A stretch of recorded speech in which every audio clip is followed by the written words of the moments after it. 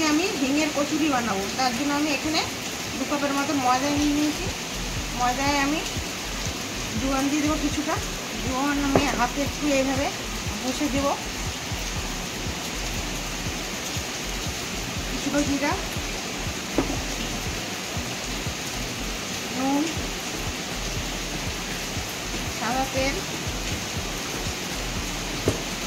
দিয়ে ভালো করে এইভাবে একটু মাখিয়ে নেব। আমার সব কিছু দিয়ে মাখা হয়ে গেছে। দেখুন এইভাবে মাখবেন।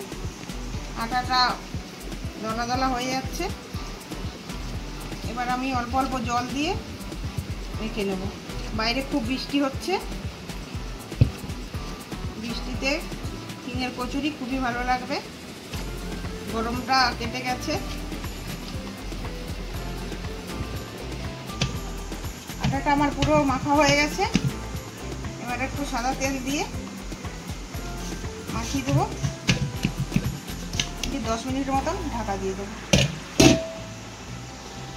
কিছুটা বেসন নিয়ে নিয়েছি। বেসনে সামান্য নুন দিয়ে দেবো আর হিং কিছুটা দিয়ে দেবো। দিয়ে ভালো করে মেখে একটা ডো তৈরি করে নেব।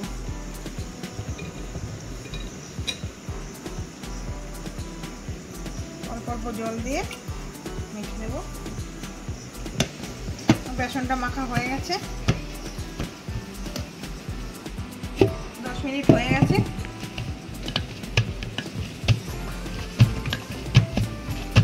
এবার আমি এটা লিচি করে নেব।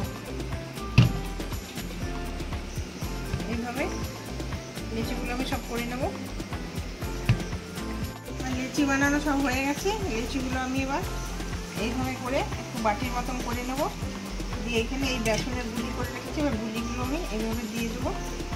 দিয়ে মুখটা এইভাবে আটকে দেবো। এইভাবে সব লিচিগুলো আমি তৈরি করে নেব।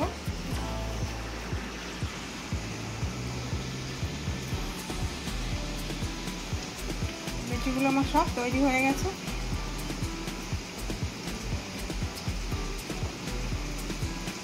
আমি বেলে নেব।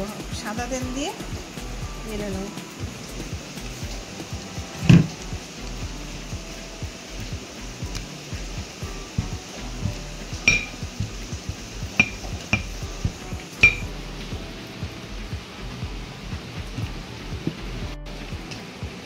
কড়াইতে আমি তেল দিয়ে দিয়েছি। তেলটা গরম হয়ে গেছে। এবার কচুরিগুলো আমি ভেজে নেব।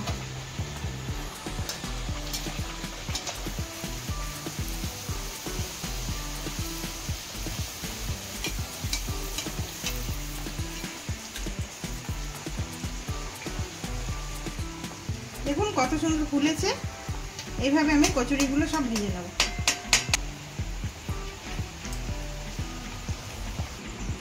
আমার হিঙের কচুরি পুরো রেডি হয়ে গেছে। এই কচুরি চিকেন কষা বা আলুর দম বা পনিরের তরকারি বা ছোলার তরকারি দিয়ে খেতে পারেন।